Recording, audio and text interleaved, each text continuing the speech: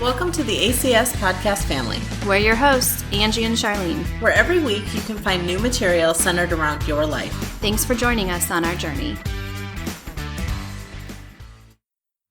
We are super excited to be talking to you about love languages. We're going to link a couple of the books below that you can use this in different areas of your life too. Very true. You can use it at work. You can use it with your kids. You can use it with your significant other. It comes in handy in all different areas of your life. But we're going to talk a little bit today about what those different languages are.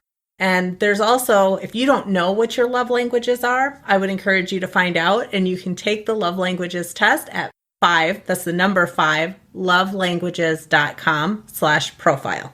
It's awesome. It's like taking a quiz back in the 90s in your like YM or Jane magazine. You get to learn all about who you are and you're like, yes, that is true. That's exactly what it's like.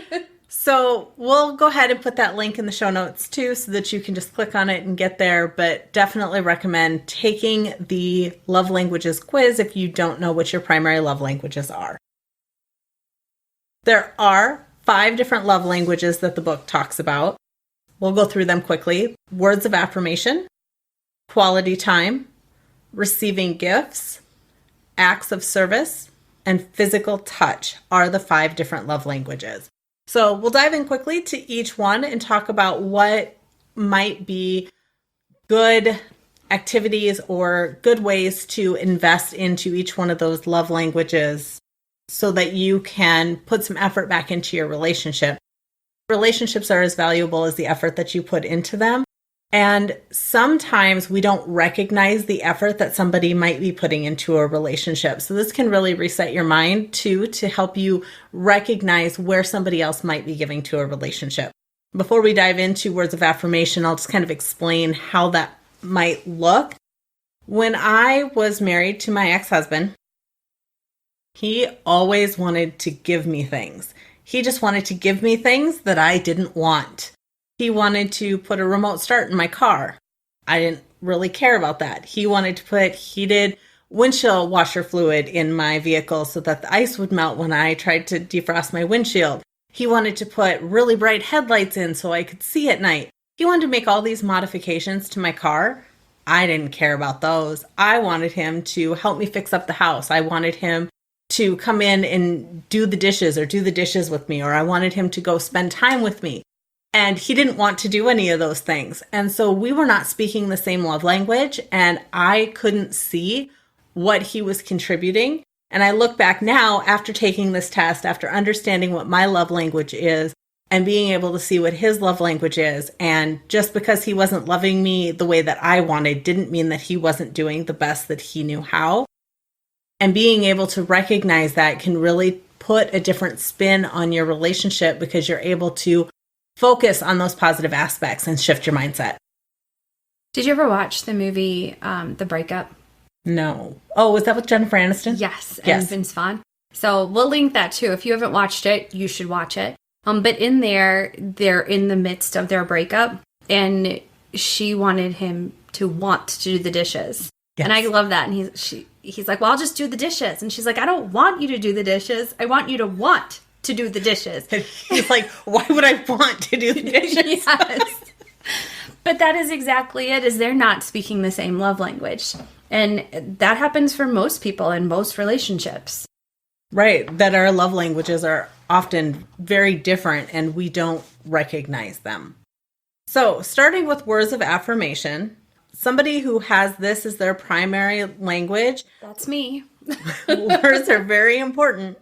But if it's not somebody's primary language, it might be very difficult for them to express words of affirmation for you. Right. I am constantly telling my husband, oh, I love that. I'm so proud of you.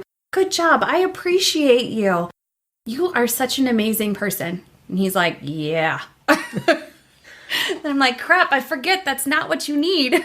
So is that what you need, or is that just the way that you show love? I think it's what I need, so then I think other people need it too. You know, that whole I think everybody thinks like I think. Right. But they don't. That's true. However, I find I don't want gifts. I don't want people to give me stuff. Please, please, please do not give me stuff. However, I find myself, I see something and I think of somebody and I'll buy them a gift. And that's how I show love. Right. But let me tell you, I can sometimes even get offended if you bring me stuff and I'm like, where am I going to put this? What do I do with it? How do I re-gift it? You know, those are the thoughts that are going through my head because I don't want the stuff. I don't receive that love language well, but that's one of the languages that I speak very fluently in. So I find that to be a little bit fascinating. That is really fascinating, actually. I never really thought of that. So I guess my words are my giving to people. So, learn something new again.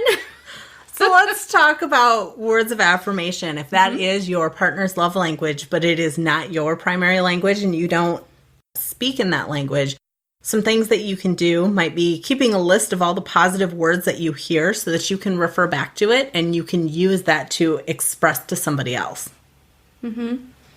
And I mean, you can even write down all the nice things your partner says to you in a week to kind of help you reflect.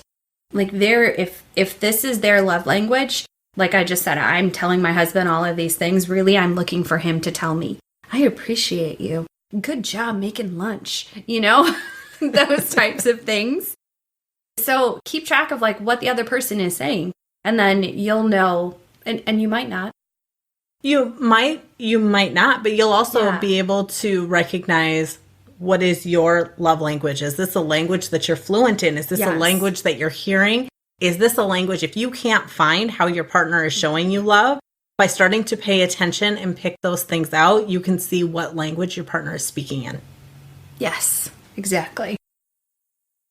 Pay close attention to all of the things that your partner does for you that you appreciate too. So talking about keeping a list of everything that they say and writing that down so you can recognize it. You can also keep a list of all the actions that they take. And as they take those actions, if that is the language that is primary for your partner, that they receive well and that they need, that will give you an idea of things that you can appreciate and ways that you can refer back to and things that you can compliment them on. You can also practice intentionally giving your partner one compliment every day until it becomes a habit. And if it doesn't work with your partner, maybe it's a coworker, maybe it's somebody else. And this is really specifically geared towards your partner. So building those relationships, that's something that you should do. But even in mindset, just in general, giving out those compliments is huge. It helps you focus on the good things of other people. Giving out one compliment every day, even if you're uncomfortable starting with your partner, you can do that. But I would say that for words of affirmation, if that's something that's important to your partner, to really make sure that you're focused on finding something every day that is good about what your partner says or does. I love that. I love thinking about doing that too in the world. You know, maybe your FedEx guy is just spot on, you know, bringing your packages, or he doesn't ring the doorbell because you have a little kid sleeping and he was thoughtful enough to at one point see your kid outside this summer and realizes that he's dropping off during nap time. Like, leave a post-it on the door. Like, you're the best. Thanks for not waking my kid each day, but still delivering my Amazon. Right. Yes. Things that'll make somebody else's day just because you can. Words have power. Words have immense power. Thoughts are things. Yep. So number 5 on the list for words of affirmation is think about habits and routines that you find yourself in. What is your job in the relationship? What is your partner's job in the relationship?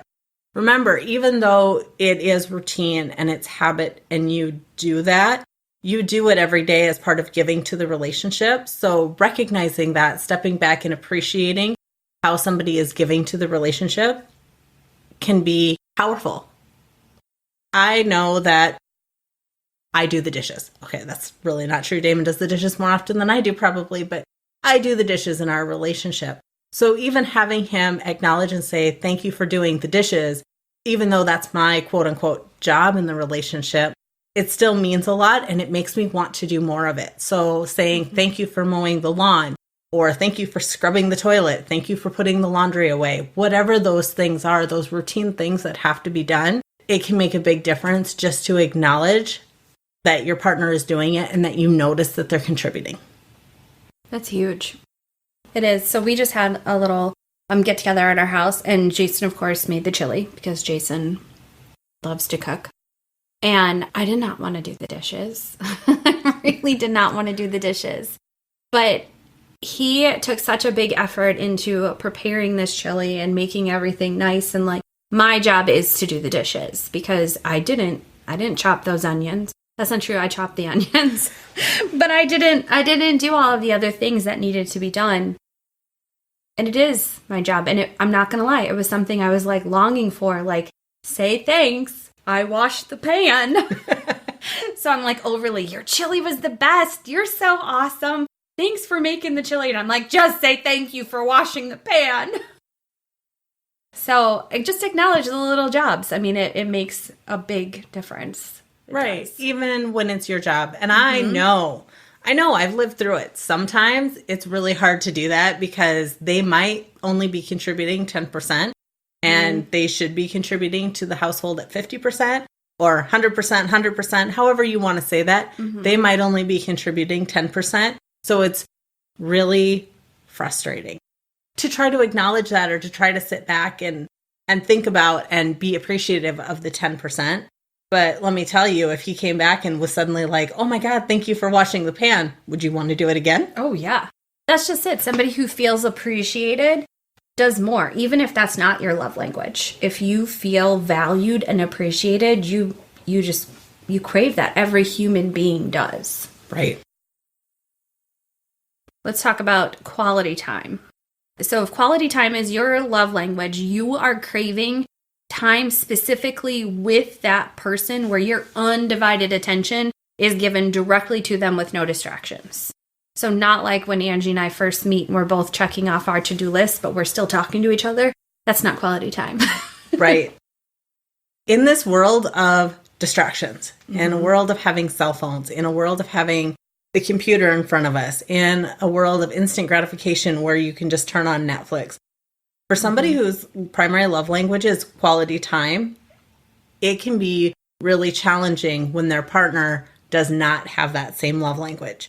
That means shutting off all phones, shutting off all computers, and really spending time being present and mindful with what you're doing and having those conversations. For sure.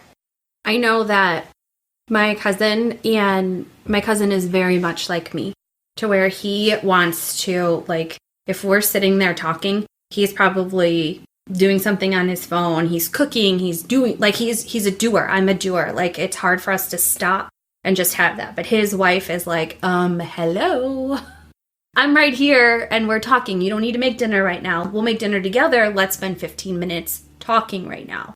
And that has been something we've talked about a lot, because I can totally understand where he's coming from and able to explain it in words versus, man-splaining of, what do you mean? Talk while I'm cooking. I'm right here. So it's huge if that is your partner's love language, that you learn to stop and just be. Something to keep in mind is not to try to make all of your time quality time. Designate time for planned quality time. We're going to spend 15 minutes looking into each other's eyes, having a conversation. Our phones are going to be in a different room. The computers are going to be off. There's going to be no distractions. But that doesn't mean that all of your time has to be that. If you plan it, that can be very meaningful, and it can make your partner feel seen and heard. Absolutely. So when you're not able to get together with them, also do things like send a picture of yourself. I'm at work and I'm thinking of you. Or send a silly cat meme that says, like, I think you're perfect. Something that just says, this is only for you. This is something I just thought of for you.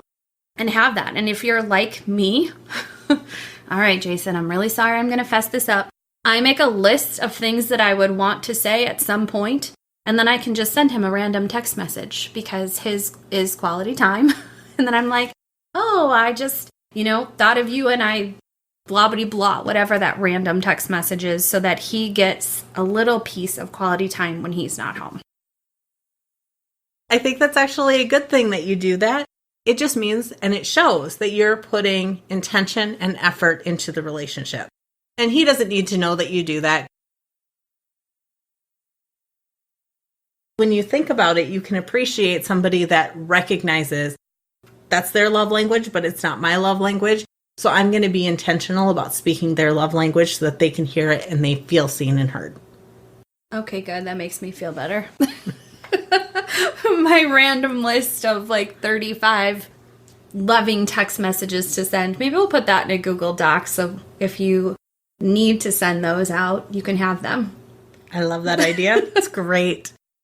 Create a date night jar is something else that you can do. And Charlene and I have talked about this on previous episodes before. We've talked about our gratitude jar, or I've talked about the fun jar, which is kind of our date night jar, right? Things that you can go out and do together. And it's really fun quality time, spending the time making the date night jar together, putting those things on there. But then when you pull something out of that date night jar, you're also making that quality time a priority. And then it avoids that, what do you want to do time? What do you want to do? I don't know. What do you want to do? I don't want know. to do what you want to do, right? Or, my favorite is, and I just read this the other day, where do you want to eat tonight? I don't know how many of you have that argument, but here is the best way to stop it. You say to the other person, guess where we're eating tonight? And when they say, ooh, Minerva's, you're like, yes. Oh my God, I love that. I'm so going to use that because Damon won't listen to this. So. Yeah, there you go. So just ask, get it excited, and be like, guess what we're doing? You're right. How'd you know? Exactly. We're in the same wavelength. That's fantastic. I know. I can't take credit for it. I just read it somewhere, and I don't even know where. The next one is receiving gifts. And we talked about that very little bit at the beginning, just a smidgen at the beginning, because that is clearly not my love language. I think on the test, I got a big old 0 on that one. I didn't even know you could score 0 in a certain category, but I'm pretty sure I got a 0 there. Actually, we've talked about this on previous podcasts, too, about receiving gifts. That sometimes by not receiving the gift with gratitude, you're taking away their joy. Yes. That is true. That's hard if it's not yours, but you want to make sure that if it's theirs, that you say, okay, and thank you, and appreciate it. That's true. So it's not my love language. It's not my primary love language, but I do look at it, and there are certain things that I do appreciate getting. And whenever somebody brings it in, I'll put a big smile on my face and say thank you and accept and receive. I like to think gracefully and gratefully. Damon used to bring flowers every 2 weeks for when we first got together for quite a while. I don't even really remember why he stopped doing it, but it doesn't matter. But he used to do that. And at first, my thought was, why is he wasting his money on flowers? Amen. What am I going to do with this? I don't really want these flowers. They're just going to die. Why do I want, that almost went through my head. Well, that goes through my head when my husband was bringing me flowers. But then, the first time he did it, that's what went through my head. And then I said, wait a minute. As he was walking in the door with them, I stopped myself and I said, wait a minute. He stopped at the store and he thought of me. He's doing something nice for me. He's showing me that he appreciates me and cares about me. So even if I don't want the flowers, I can still appreciate the action behind them. Right. So I wish that I would have had that epiphany before my husband stopped bringing flowers, because now I'm like, oh, he's not even thinking about me anymore. But it's amazing, right? Yeah. Because even though you didn't want the flowers, we can be totally unappreciative of the gift and then all of a sudden go, well, now he's not thinking of me. Where now you recognize that was him thinking of you, but you didn't before. Right. So I am really glad that I had that epiphany before Damon even walked in the door, and I stopped the thought process of, I don't want the flowers, because although I didn't, they were still really pretty. They still made my house smell good. They still were him thinking of me. So I had to think of it in a different way. If somebody's gift or somebody's love language is receiving gifts or even giving gifts, if that's part of your love language, like I talked about mine, it's important to recognize that and to be appreciative for what they're doing, even if it is not necessarily the highest thing on your list, because, again, it makes them feel seen and heard. If your partner's love language is receiving gifts, and that's not the language that you speak in, because that happens a lot where they're not the same, you can keep a gift idea notebook. And I do kind of do this because I like to have it for Christmas when I hear people say things throughout the year. And so I'll jot it down in my little notebook. And that way, when it comes to Christmas shopping, I can be like, oh, look at all these ideas I have. I make my kids do an Amazon wish list. Help your mama out. But that's a great idea. They won't even always remember the things that you're walking through the store and they stop and pick something up. Right. They're not going to remember that. But if their primary love language is receiving gifts, they're going to appreciate the fact that you noticed something that they stopped in the store and looked at. So they say, oh, look at that. Or I'd love to have one of those. Or I have a picture of a pair of shoes on my phone, and I'm not going to buy myself those shoes. But let me tell you, if somebody got those for me as a gift, right, I'd probably light up like a Christmas tree. Right. They're red. They're impractical. I have no use for them. I don't need more stuff in my closet. So there's a million reasons I can talk myself out of them. But they're really, really cute. They are really cute. Think about things that you already have in your environment that may symbolize a relationship and offer that as a gift. So things that I mean like that, maybe you have a picture of your significant other and you on your phone and it was a selfie. Maybe just print it and give it to them. So it's already in your life. They've already seen it, but now they have a physical representation of the two of you in a piece of paper that they can put next to your bed. That's a great or hang idea. on a bulletin board at work. That's a great idea that they can take to work with them and you're giving them something. Handmade gifts, too. Handmade gifts are huge. I like to do arts and crafts sometimes. And I've made cards, thank you cards or Valentine's Day cards or birthday cards, and given those out. And those are seen as a gift. It's something that I put time and effort into. That's something that is greatly appreciated. Last year, I made a big king-size blanket for Damon for Christmas. And again, I really hope he chooses not to listen to this. But I made that blanket for a very selfish reason, because it was big enough for us to share, because otherwise the blankets didn't really last over top of both of us all winter long. So I made him a blanket. Well, the effort and energy that went into it, and it's his blanket, it's at his house, it's on his bed, it matches his colors. I made it for him so that I could use it too. But is that bad? No, not at all. But that's another thing, right? You can find those purposeful gifts that you can hand make, and that is something that won't take a lot of other investment because it's something you'd be doing anyway. Right.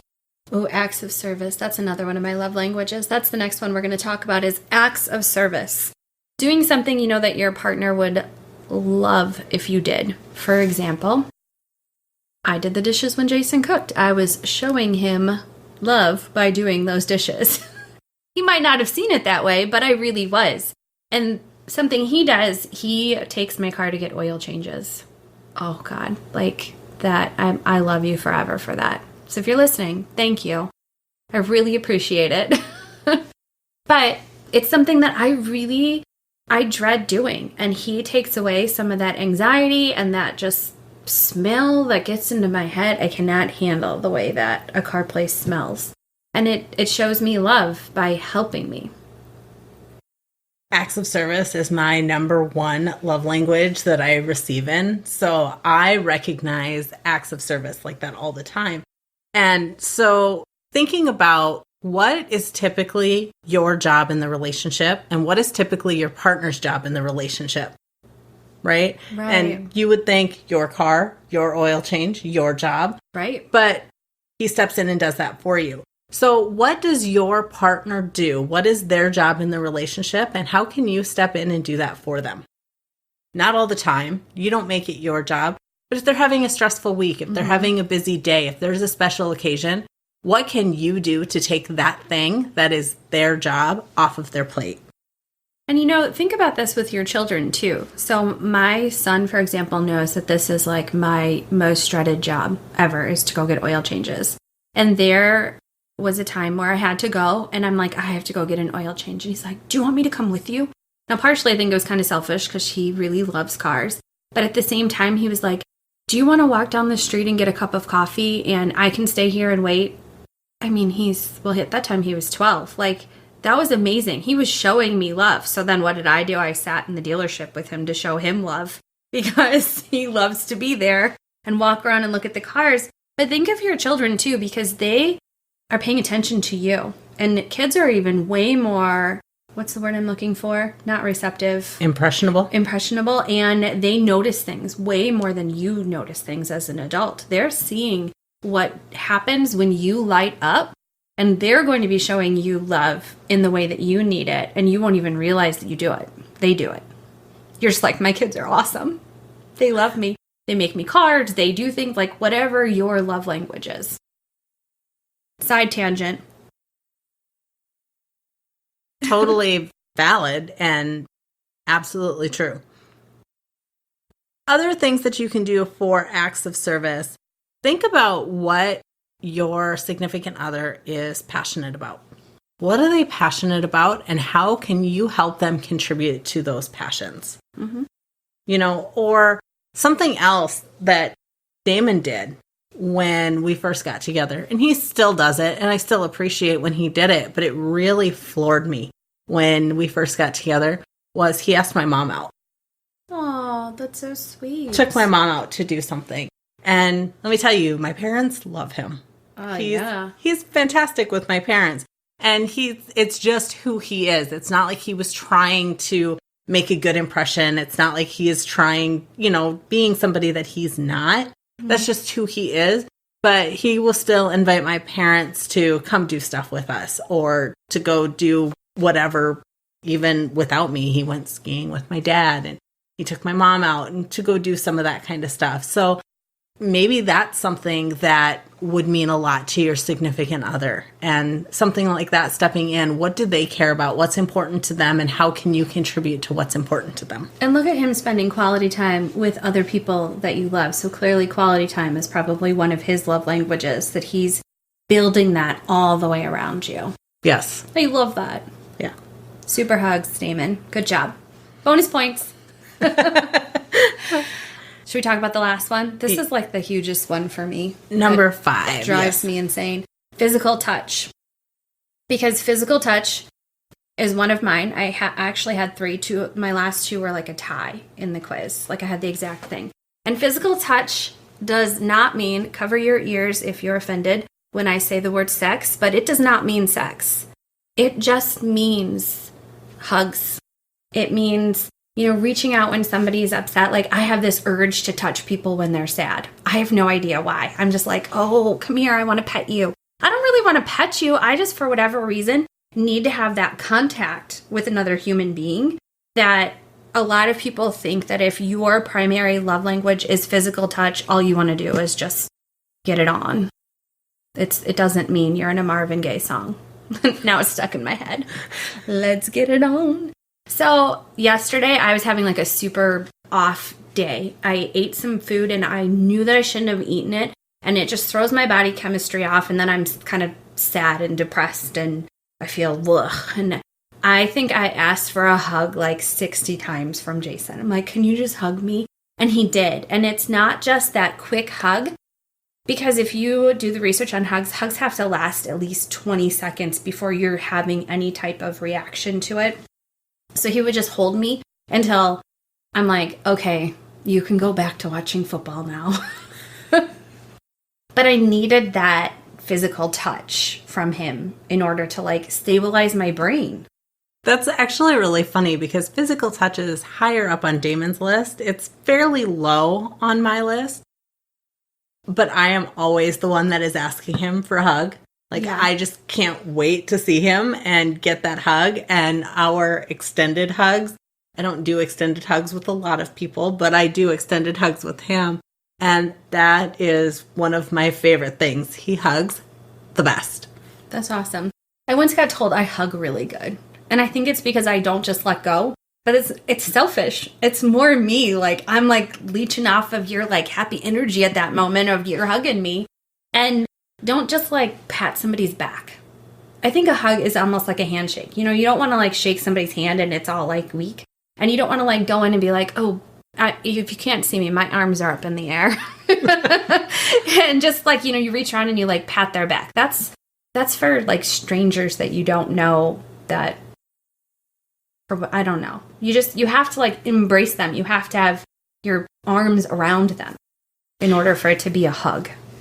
Otherwise, it's like a back pat. Back pat. Got back pat.